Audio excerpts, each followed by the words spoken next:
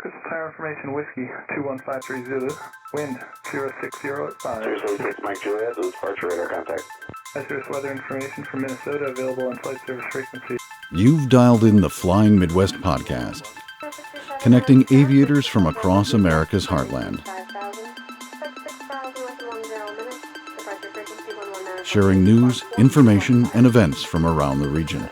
Calling Nancy 53 on over tower, roger, turn left heading 070, runway 9er, clear for takeoff. Sit back, relax, and join our crew for some hangar talk as we discuss a wide variety of regional aviation topics.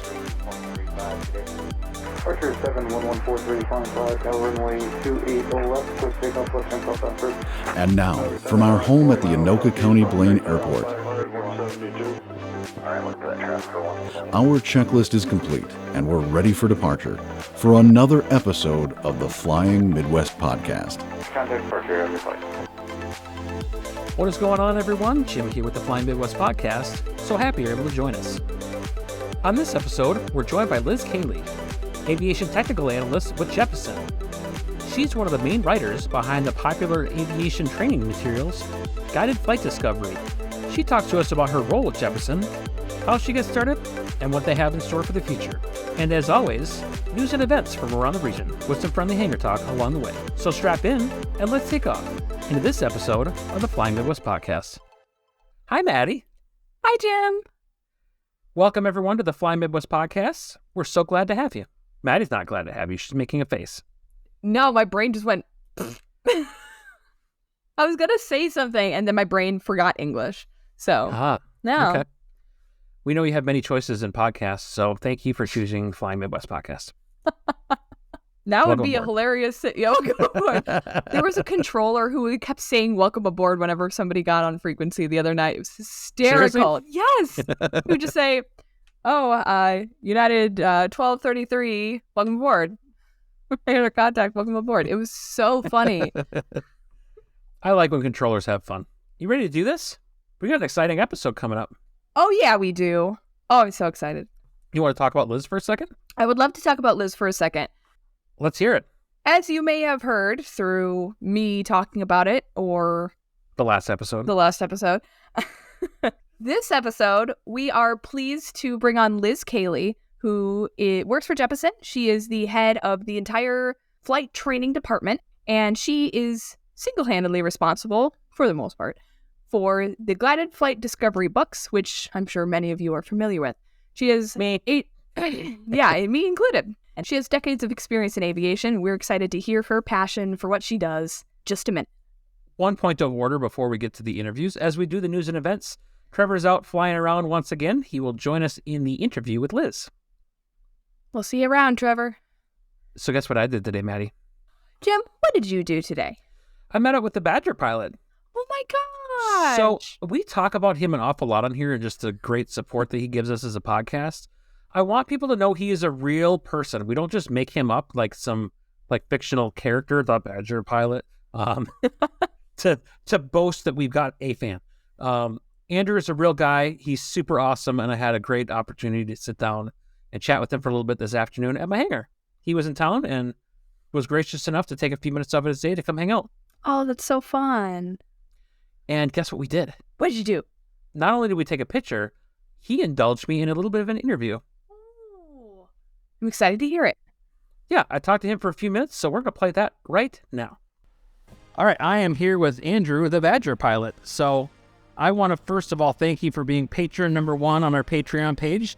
Andrew's actually in town in Minnesota for a hockey tournament with his kids, so we've had the opportunity to meet each other now face to face, right? Yeah, absolutely. Nice to finally get together. Yeah, this is awesome. So yeah, we appreciate, from the get-go, you've been one of our biggest supporters, and we are so appreciative of when you comment and stuff like that. So we really appreciate your support and everything you've been for us. So it's been awesome.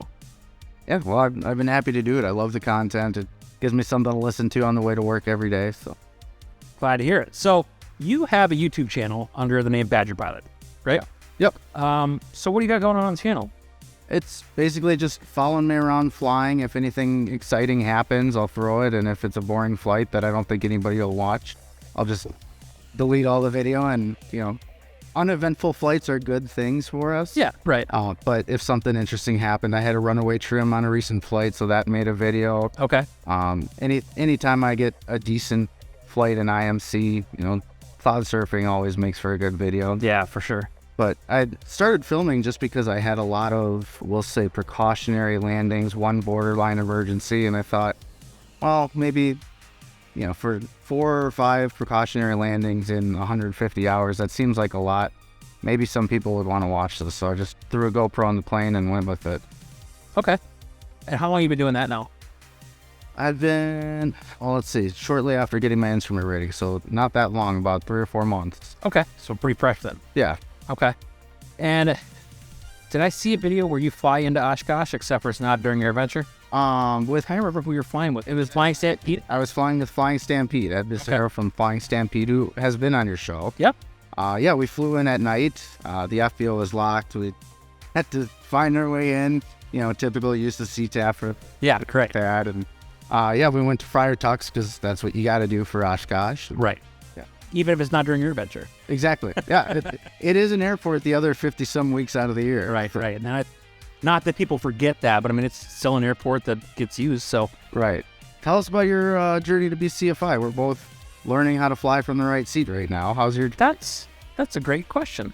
So since the last time I posted that I was flying in the right seat, my plane has been down for annual. So I'm not going to the right seat again since. But I've had a lot of time to work on like the FOI stuff. So I'm going to get ready to, I think I'm just going to schedule the test and just go take it.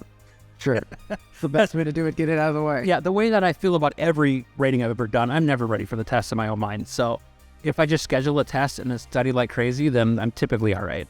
I mean, I know the content, but you know how it is sometimes. I'm my own harshest critic. So there's times like, I'm not ready, but I'm probably going to be fine. I just have to go take the test. So yeah, I'm working on that. And I just started writing my first lesson plans pre-flight. And I realized as I was writing that there's a lot of like aircraft lingo and things that we just take for granted because we all know what it is.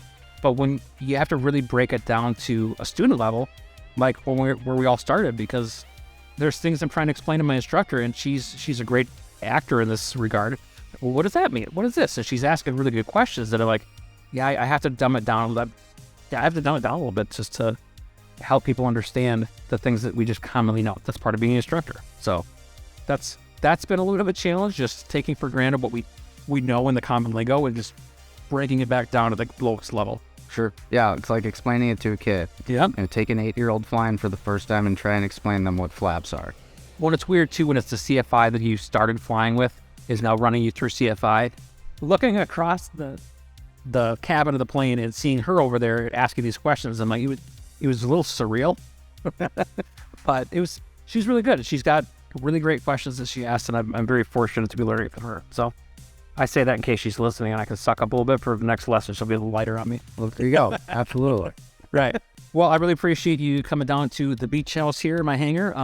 We'll snap a couple pictures and put it on the social media so that people can see that the Badger pilot is a real person that we didn't make up. And we're like, he's a super fan. Like, he doesn't exist. So photographic evidence. I appreciate that. So everyone check out his YouTube channel because there's some pretty cool stuff on there. So, and I hope to see more cool stuff in the future. Yeah, absolutely. I hope to have uneventful flights that still turn into cool videos. So. Awesome. All right. Thanks, man. Yeah, thank you. That's really cool. Yeah. Love stuff like that. Yeah. So thank you again, Andrew. It was awesome for you to come out. I really enjoyed talking to you. And if you haven't checked out his YouTube channel, go check that thing out. He's starting to put out more content. He's only been at it for a few months, but he's got some pretty neat stuff already. Go check him out. Speaking of Andrew, he's actually someone very special to the podcast. Not only is he just a fan, but he's also our #1 patron. Patron #1, the very first one. Go follow us on Patreon for loads of exclusive content, goofy pictures, and weird blog posts. Don't actually put that in. Oh, no. We're going backwards here. Let's talk about these blog posts, Maddie. What's the plan with this? So, back in ye olden times of 2019, I actually had a blog that detailed my private pilot and kind of instrument commercial training. I went through there, I dug through it, I brought it back from the ashes, and it's not too bad. So I figured we would kind of put it in a format and post it on the Patreon as exclusive content for you. I like it. Resurrecting from the ashes like a phoenix from the archives of Maddie's blog. Yeah. You know what else we're going to do with the Patreon? What are we going to do with the Patreon, Jim? Before the release of this episode, I actually launched the first version of this. It's a throwback to some of the original content we did on the podcast with This Week in Aviation History. Ooh. So I'm going to do just once a week, we'll do a little vlog of sorts that just highlights some things that are of historical note of This Week in Aviation History. And we'll throw that on the Patreon as well. Anyone can see it right now on our Facebook and Instagram, but going forward in the future, that will be exclusive content for all of our patrons. It looks really good. I actually watched it. I did. Oh, thanks for actually watching some of our content, Maddie. Another couple of things that we'll be doing with the Patreon page is having some exclusive blog and vlog posts. I plan on doing some chronicling of my CFI journey. There's one post on that already on the Patreon. And we'll also grab some video at events and things like that throughout the summer and post that content there as well. So if you're not already a patron, a lot of great stuff that we're going to put out there. It's a great way to support our podcast and help us create the content that we bring to all of you. There are 4 different membership levels. There's $3 a month, $5 a month, $10 a month, and $20 a month. And each of those have different perks and rewards. So check out the Patreon page for more information on that. Link in the show notes. So now that we got that out of the way, should we jump into some news and events, Maddie? I think so. Over there in the Badger Pilot State, from Madison, Wisconsin, the Dane County Humane Society welcomed over 20 dogs to Wisconsin on Monday as part of the Dog is My Co-Pilot program. These dogs flew all the way from Texas, hoping for new homes in the Midwest. Officials say that the animal shelters in Texas, this area of Texas, were experiencing extreme overcrowding, and the dogs there were at risk for euthanasia, which is unfortunately a very common thing in the South. The staff at the Humane Society said they are hoping the community will help the animals find forever homes. There are very cute pictures that maybe we'll post about the dogs in little crates in the back of the airplane. Of the 80 dogs that are flown to the Midwest, they came in on a caravan. The Dane County Humane Society is set to receive up to 24, and the rest are headed to shelters in Minnesota. It seems like they use a caravan for their shipping. You fit a lot of dogs in the back of one of those. And this is a really cool program, I think. That's cool. Let's talk about the efforts at the John Glenn Airport to work on preventing bird strikes. So recently at the John Glenn International Airport in Columbus, Ohio, they had a plane that had to return after striking birds. That aircraft was an American Airlines flight that was heading from Columbus to Arizona and was forced to make an emergency landing after a bird strike and engine fire. Bird strikes, though not a common occurrence, they do happen, and airports tend to be a spot where birds tend to migrate and just be around.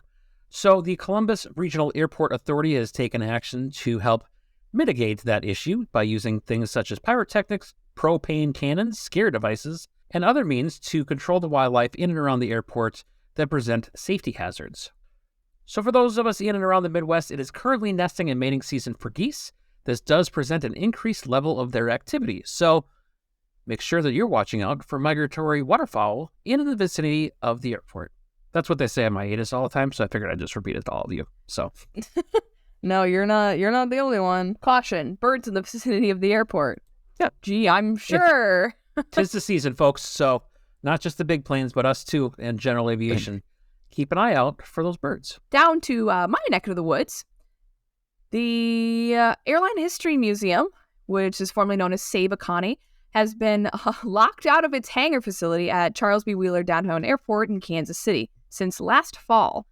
So this is resulting due to a dispute with Signature Aviation, which is the FBO there, and it believes that they have control over the facility, despite a 2005 master lease agreement with the city of Kansas City, who guaranteed that the museum could use these hangars through 2035, rent-free. However, a district court ruled against the museum in a case filed last year, and the Airline History Museum believed that the court ruled in error and is currently appealing this. They're hoping for the best, of course, in this, and the case should come back before the Missouri Court of Appeals later this spring. The Airline History Museum president, John Roper, said they fully expect to win this appeal, But ultimately, the City Council of Kansas City has jurisdiction over the downtown airport and use of all the land it comprises. So hopefully that the city will honor this 2005 master lease agreement because this museum has a lot of really cool history and it deserves to be preserved. A lot of the aircraft can't be moved, according to some sources. Kansas City was once the home of Trans World Airlines, which is cool, something I didn't know before. So clearly this played a vital role in aviation history. They have a Lockheed Constellation airliner along with some really cool other aircraft, including a Martin 404 and a Lockheed L-1011 TriStar. But because of this dispute, unfortunately, these aircraft have not been able to be taken care of since last fall because the museum curators are actually locked out of it. Because these aircraft require special care to keep in decent condition, I do hope that soon this gets resolved so that they can keep bringing history to the masses. I'd like to talk about some airport funding that's going to be received in North Dakota. So there's been an announcement that the FAA has awarded just over $2.4 million in infrastructure improvements across the state of North Dakota. It looks like it's going to go between 8 or so different airports, the first of which being the Jamestown Regional Airport. They'll get just over $700,000 to rehabilitate taxiways, several GA aprons, and some taxi lanes. The Linton Municipal Airport will get $300,000 to reconstruct 1,700 feet of existing access road. Standing Rock Tribe Airport will get $223,000 to construct a 400 square foot terminal building, which will include a pilot briefing area for flight planning and coordination. And there's some other airports on the list as well that will get access road reconstruction as well as some taxi lane improvements. Like seeing some money going to airports to fix things up and keep things operational. I think that's all the news. Awesome. Jim, yes, Manny. I think you might have some events for us. Is that correct? I always have some events for us. Should we jump into it? More pancakes! There's some pancakes. Let's take off into some events, because I wanted to use an aviation pun. Let's start off with next weekend, Saturday, May 6th from 10 a.m. until 2 p.m. It's the 8th annual Breezy Point Aviation Day in Breezy Point, Minnesota. They plan on having a military flyover, some static aircraft display including some medevac helicopters, and they'll have lunch and drinks served as well as pilot and friendly social. More information on that event is available at www.breezypointairport.com. Our next event is the Air Show at Scott Air Force Base on May 13th and 14th. This event will feature the United States Navy Blue Angels, Team Red Bull, the C-17 West Coast Demo Team, and so much more. Gates for this event open at 9 a.m. and close at 5 p.m. each day. More information is available at scott.af.mil/airshow. Coming up next on May 19th and 20th, the 2023 TBM Avenger Reunion and Salute to Veterans. This event takes place in Peru, Illinois at the Illinois Valley Regional Airport. You can see these warbirds make history come alive and honor our veterans at this fun event.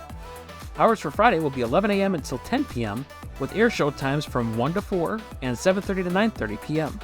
And on Saturday from 9 a.m. until 4 p.m. with air show time of 1 a.m. to 4 p.m.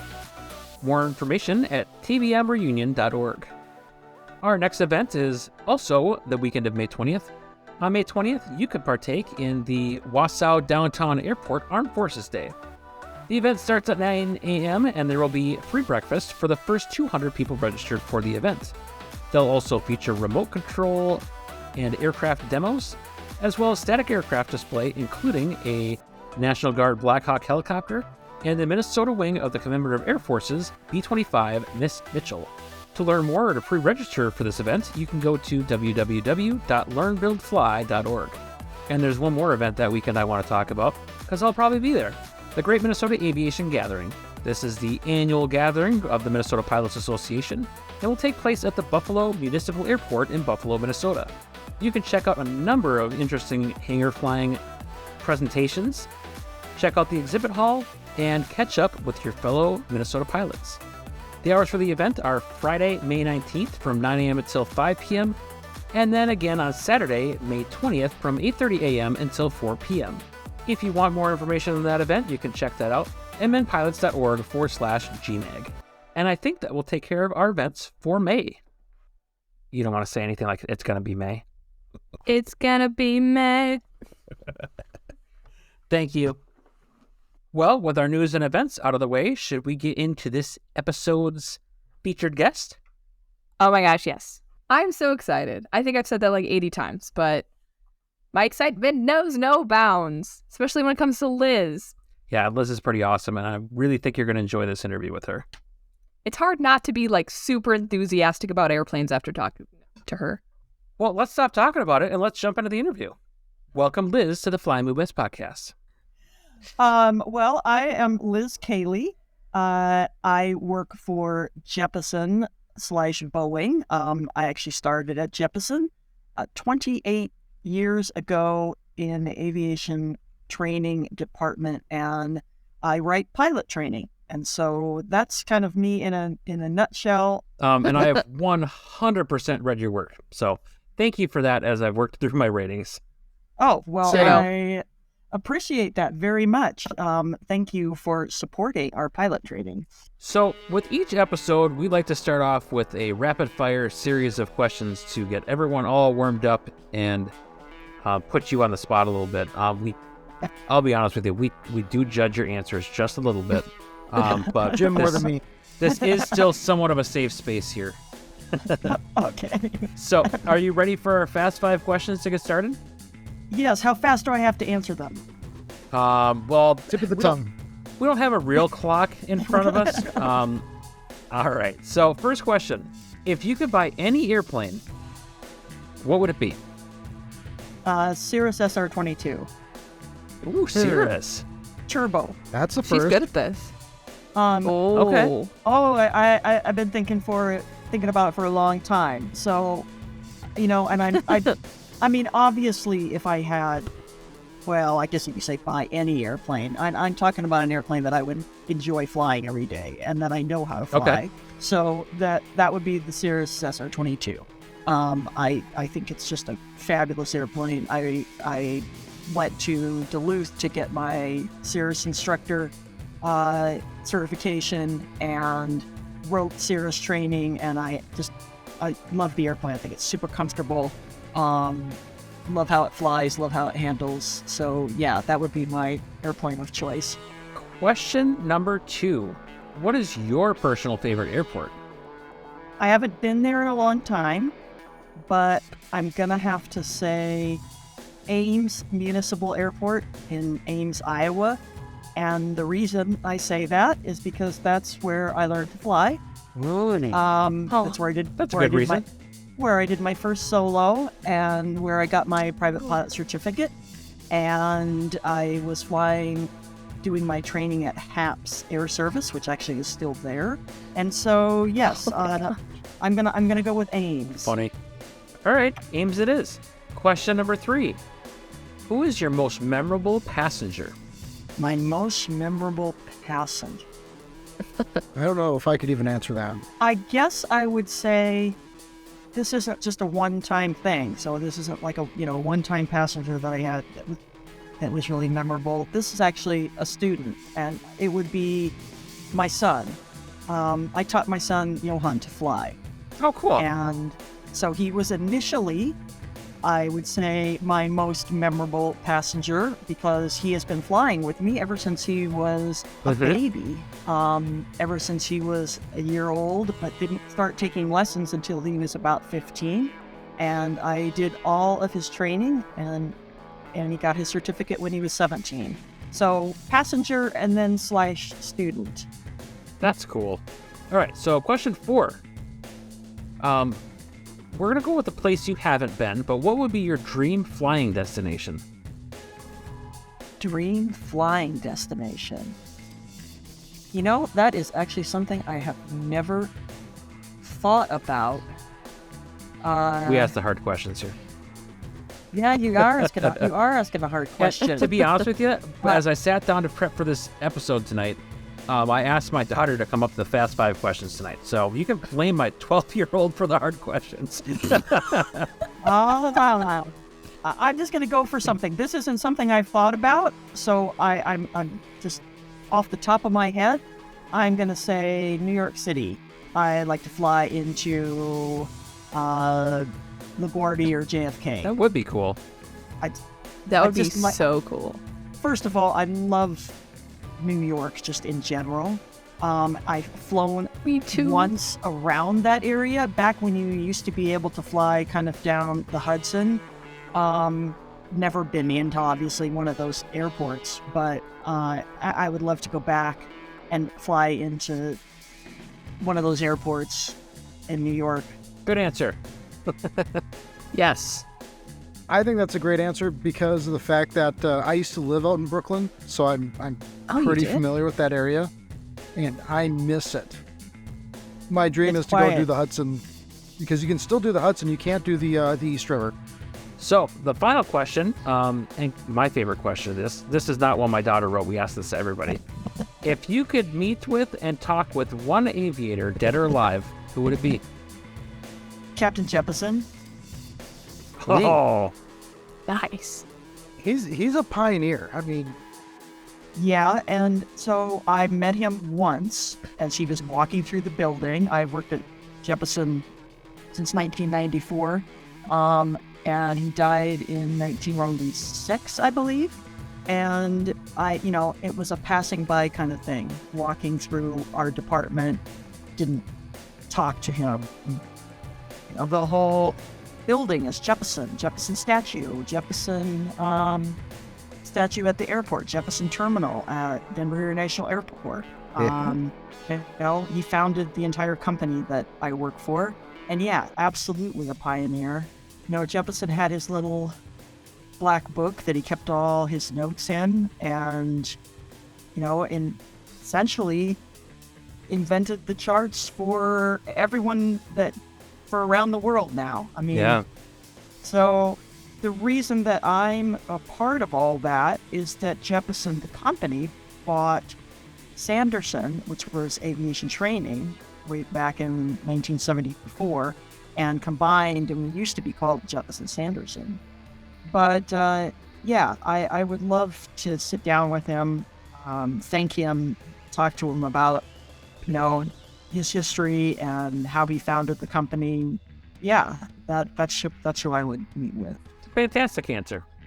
I agree. Well, thank you for playing along with our Fast 5 questions. So with that out of the way, we'll just jump into the actual interview itself then. So tell us about your background in aviation. I started flying when I was 16. So I grew up in Spencer, Iowa, relatively small town in Iowa. Are you guys familiar with Spencer at all, up by Lake Okoboji? I'd flown over it a time or two. It's kind of like a little resort area in Iowa. We have Lake Okoboji and Spirit Lake, which we used to call Fun Lakes. And Spencer is the town that is near that area in Spencer, Iowa. After school, that's what people did, athletics. And I tried out for every sport known to mankind, and I was horrible at all of them. My dad had started taking flying lessons, something he was always interested in. And he brought home his books, and those were the precursor to the books that I write right now. They were actually the Cessna series books, but Jeppesen wrote them and published them. I started looking at those, and I thought, okay, this looks like something that I'm interested in. This looks like something I can do. And so I started taking flying lessons, and mainly because I wasn't good at sports, really what it boiled down to. And turned out I was pretty good at flying. And I really, really enjoyed it.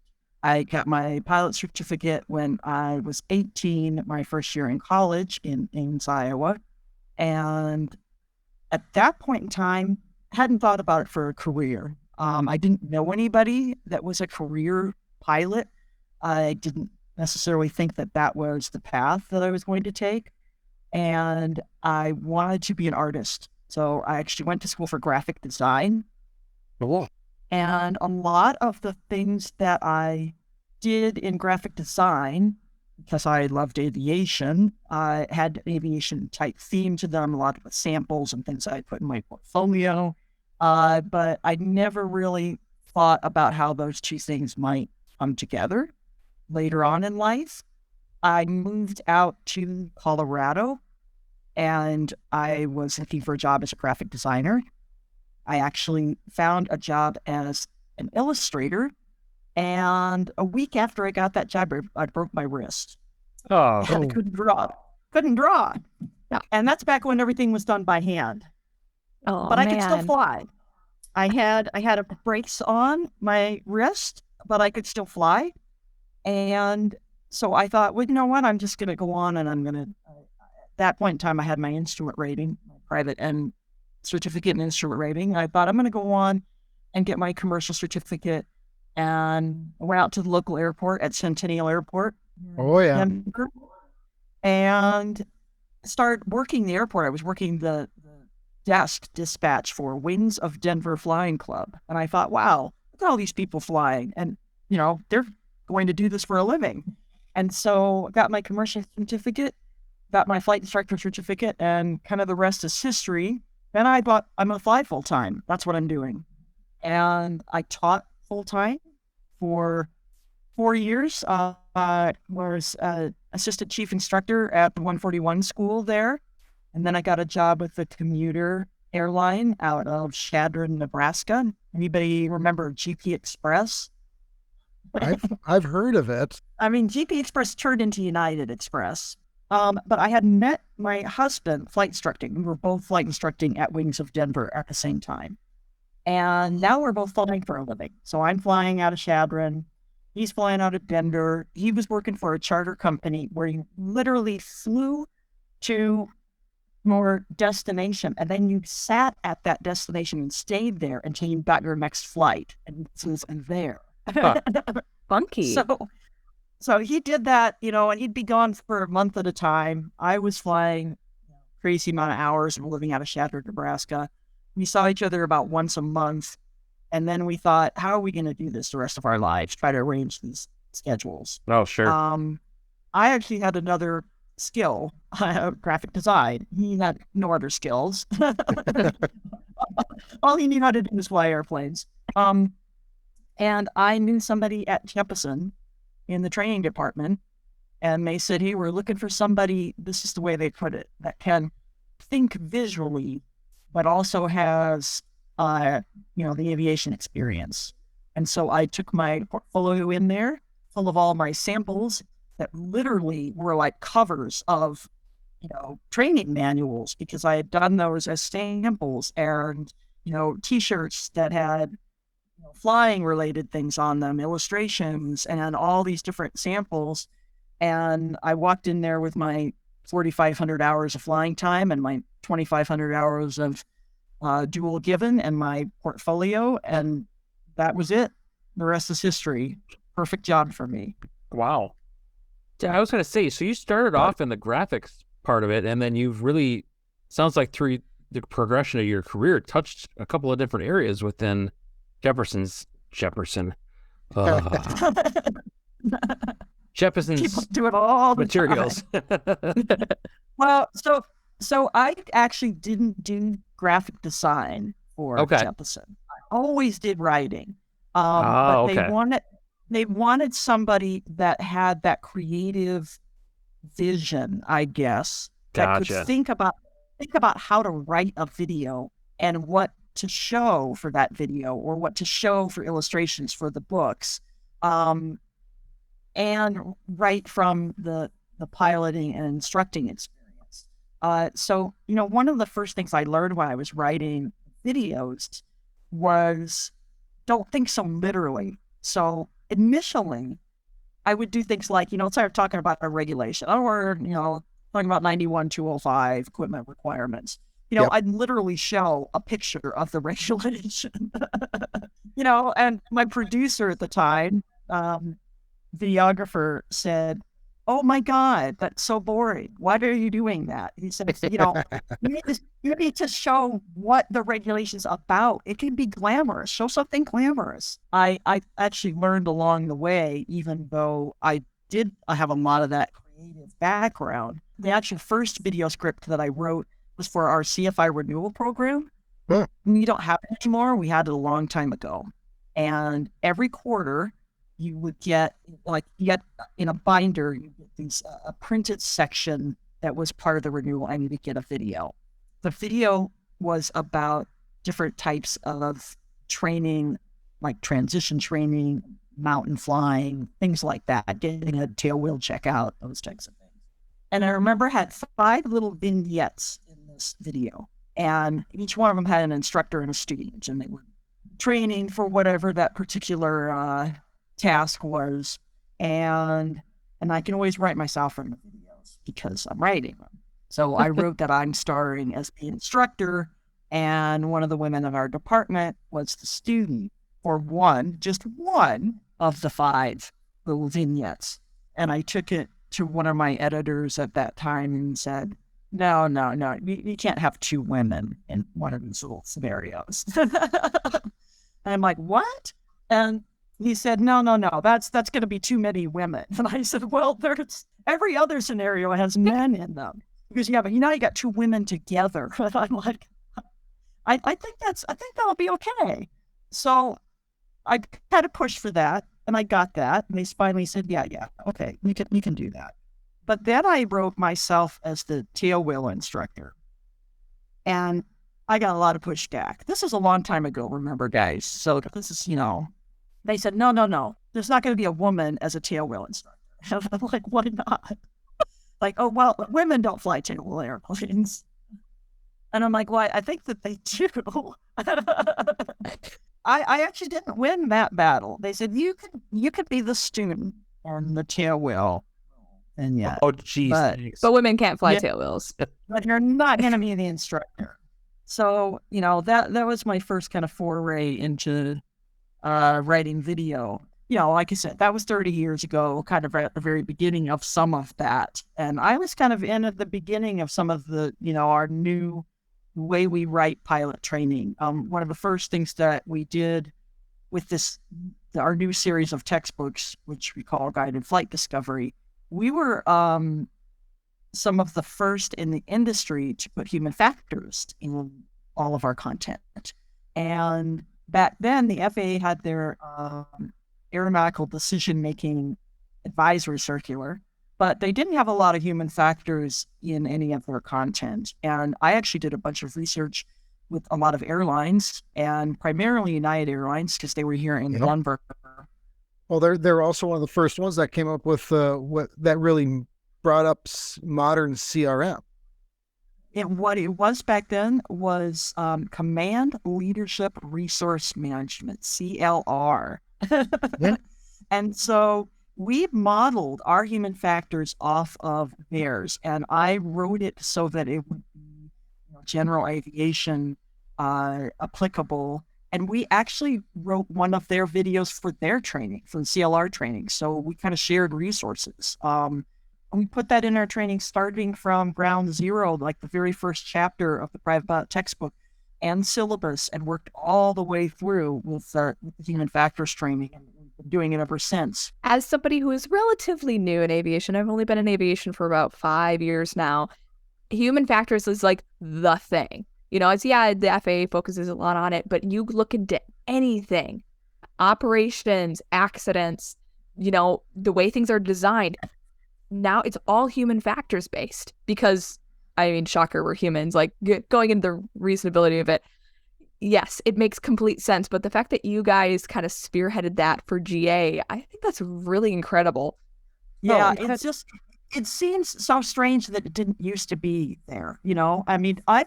I've kind of been for our curriculum, I've been the human factors guru forever. I was the one that did the initial research with United. I was the one that wrote the 5P checklist and all that. That's all my content throughout the years. I was always the assigned the human factors content. Initially, our very first books when we started this new series, the Guide Flight Discovery, like the private pilot textbook, I wrote with another writer, Mike Abbott, and so I edited his half and he edited my half. And then with the other books, Mike and I were editors and writers, and there were some more people involved with writing.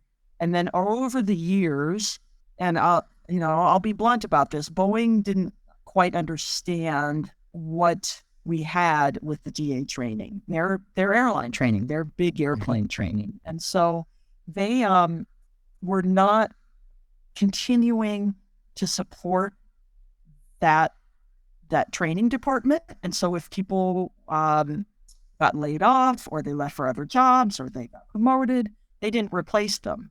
And so over the years, it started to be less and less people working on these, to the point where now it's just me for 30 some products. And the last revisions we did on the curriculum, I did those alone with a graphic designer. So I was the sole writer.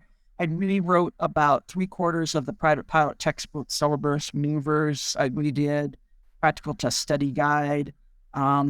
In 2021, I rewrote a great portion of the instrument commercial textbook syllabus, that whole curriculum. So we are now just starting to support these products again. So I literally have 3 people coming in tomorrow, 3 new writers, oh my God, that I have to train and teach. Wow, people in your department again, Liz. Yeah.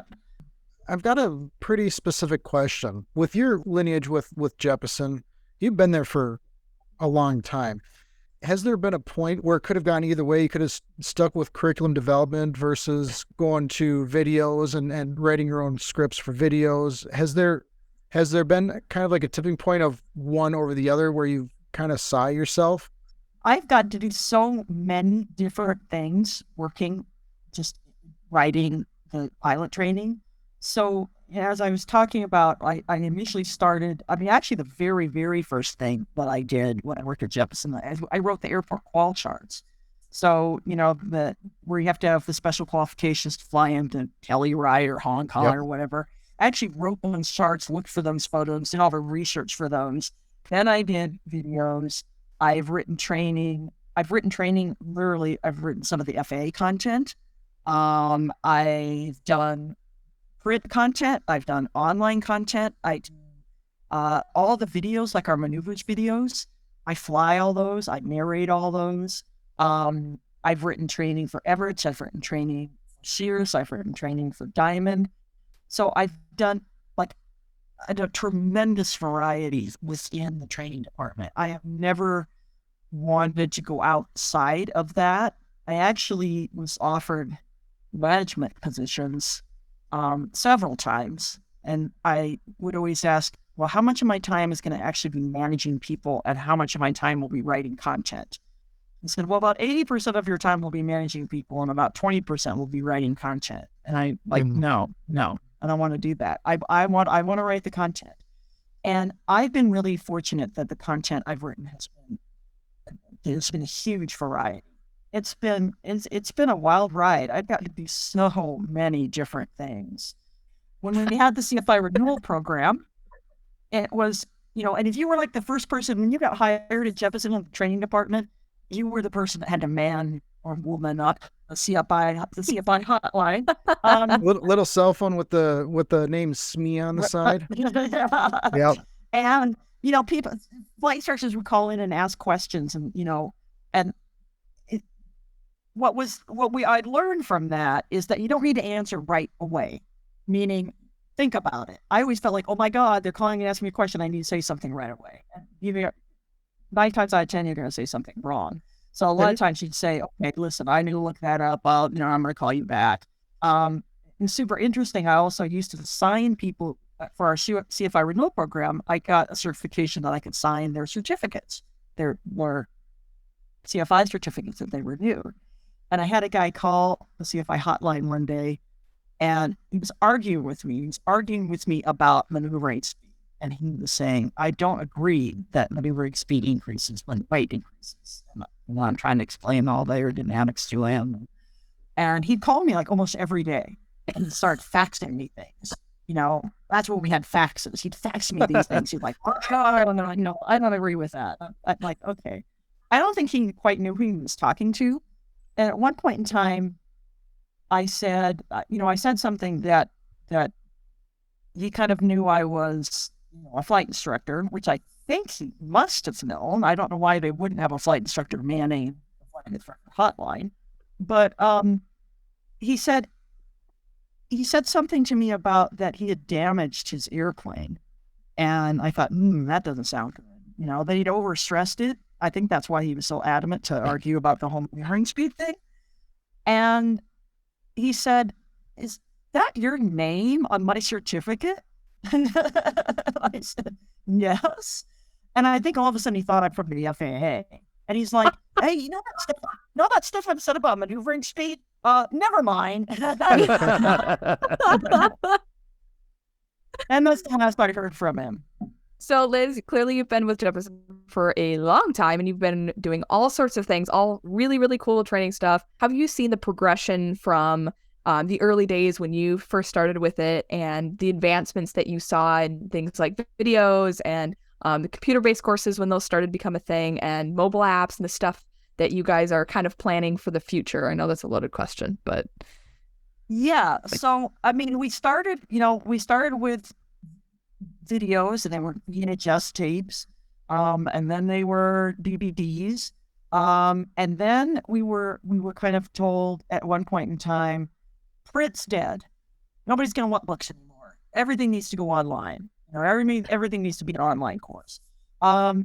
Actually, print has not died, and print is still our biggest seller, which is interesting. We do have online courses. They were based on our print material. Right now, they're out of date. Right now, we're updating them.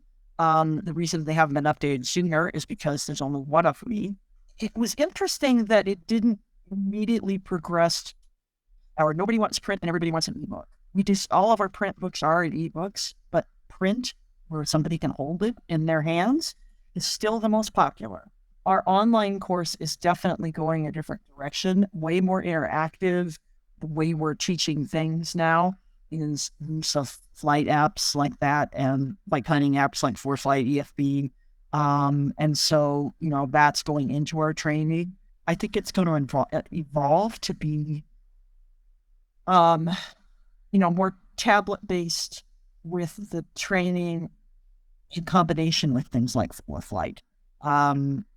But it's surprising that it hasn't changed as much as you would think it would change, because people still want textbooks.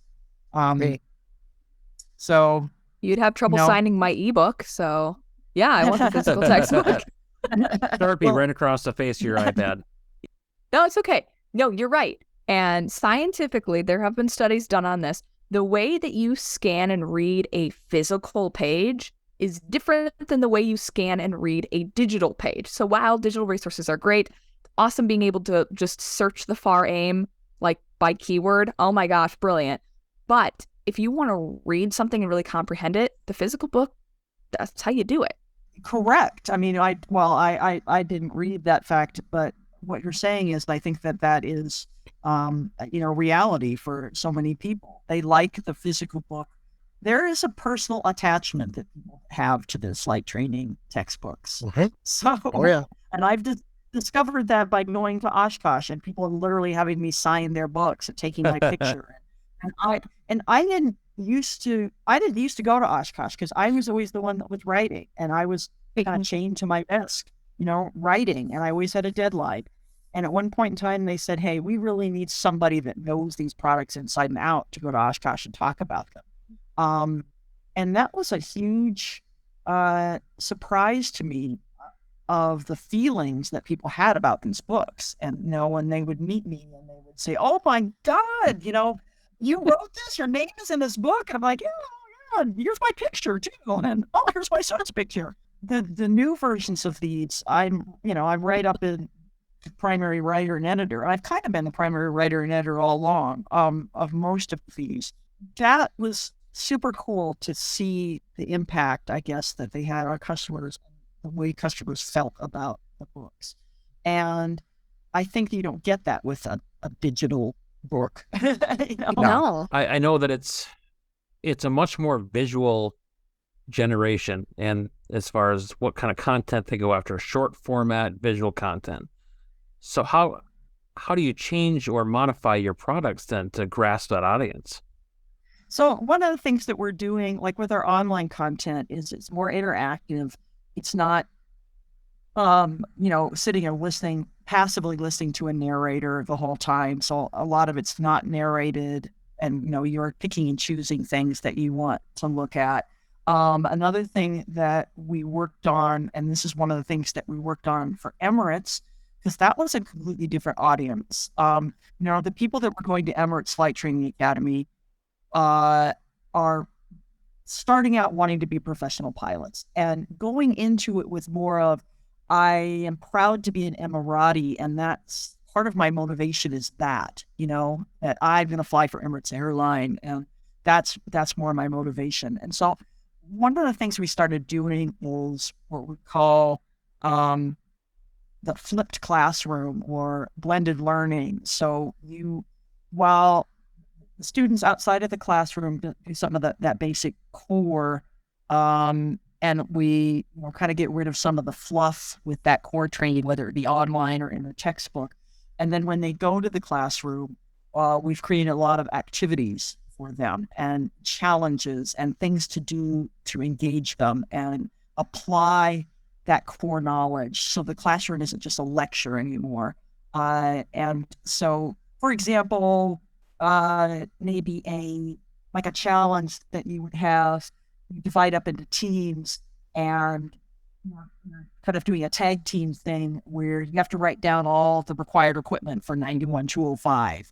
And, each person is running up to a board and writing that down. And what you're doing is, the first team that finishes, gets the points. Maybe you add up those points throughout their entire semester of training. They'll bring different activities like that. What that does is it motivates them to learn that material, because they're going to show up in class and there's going to be some kind of activity. There's going to be some kind of challenge. They have to work with the other students. And so that provides a motivator just to learn the material. So those are some of the things that we're doing to kind of tackle that different audience who aren't necessarily going to sit down and, read about the Wright brothers all the way up through the space program and be so motivated to get into their textbook every day. They're providing that motivation to show up to class and know that information so they can apply it in a more interactive way. Sure. So here's an interesting thing. I know you guys were probably going to get to this at some point in time, but I know that, in the email you sent, you were talking about asking people an opinion thing about... that's a popular whole thing. aviation opinion. Yeah. Oh, yeah. Oh, yeah. Yeah. So my thing is kind of along the lines of what we're talking about. And it has to do with, there's a certain amount of people that literally still want to be taught just to the test. What is on the knowledge test? Yeah. That's it. I don't care about the factors. I don't care. They consider some of the stuff that I would consider primary things that are must knowledge. But if they're not on the knowledge test itself, they consider that fluff. They consider that extra. So they're not going to be the people that want to read through an entire textbook and learn how to apply a lot of these concepts. They just want to know what's on the test. And that is not a great trend. And one of the things that Jeppesen has always prided themselves on is we're providing an education. We are not a test prep company. That is not what we do. Amen. Do we help prepare you for the knowledge test? Absolutely. Yes. Make sure that we cover all that material? Absolutely. But our goal is to make you a safe, effective, competent pilot, not just to prep you for a test.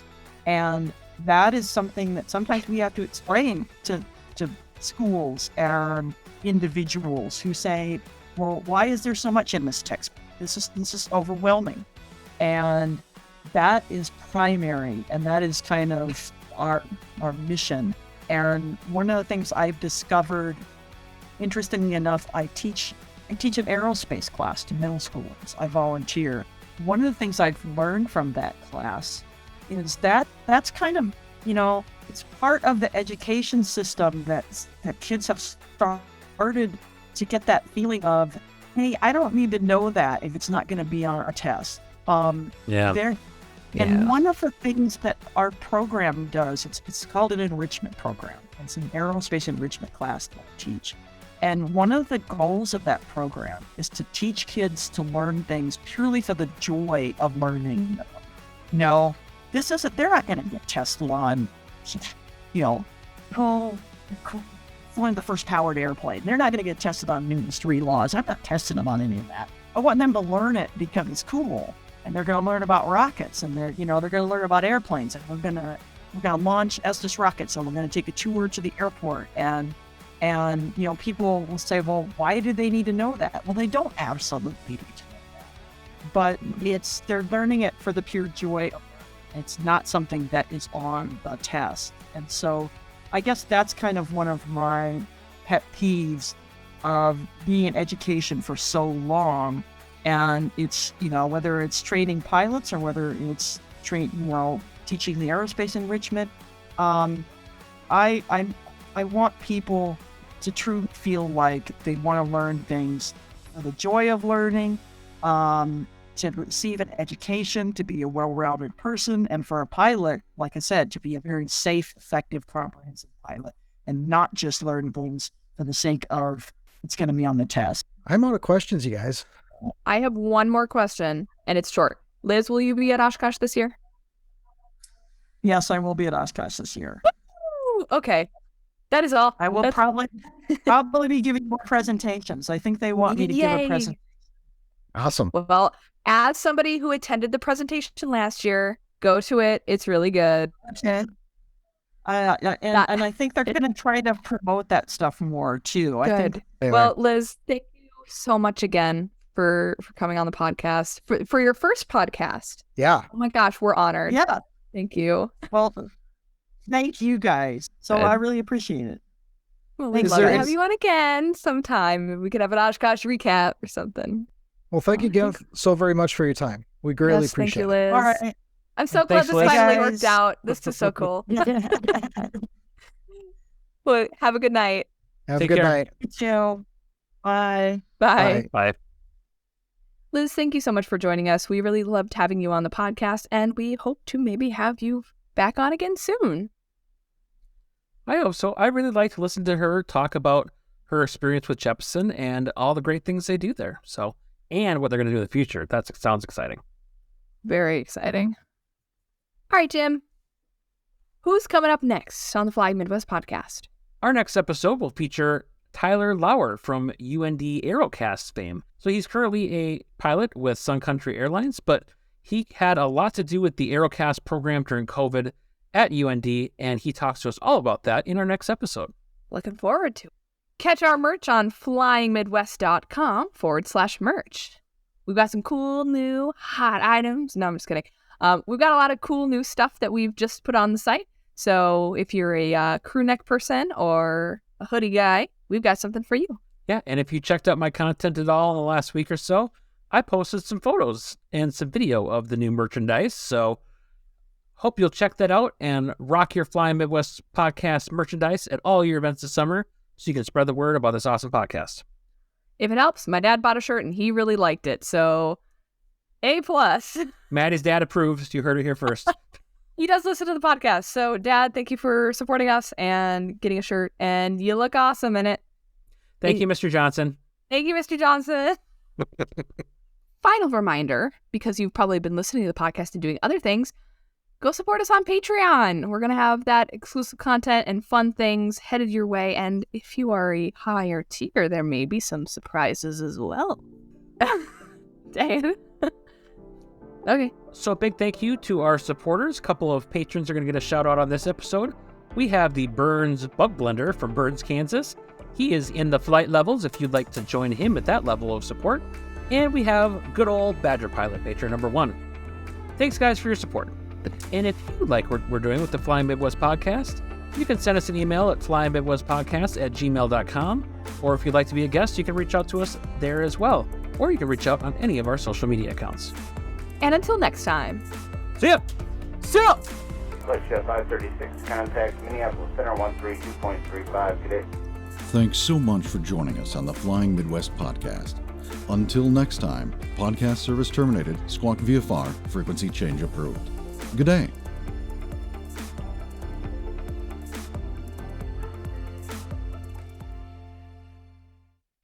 Hello, Maddie. Hi, Jim. And hello to everyone in the... Oh, God bless America. We're 4 words into this, and I messed it up already. That's going in the loop.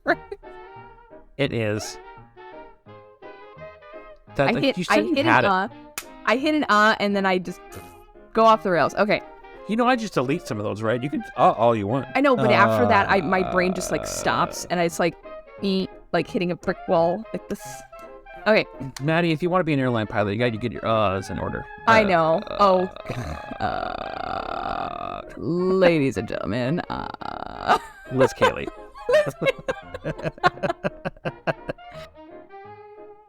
Growing into something very exciting, like germs. Sorry, I said growing out. I'm so tired. I'm sorry.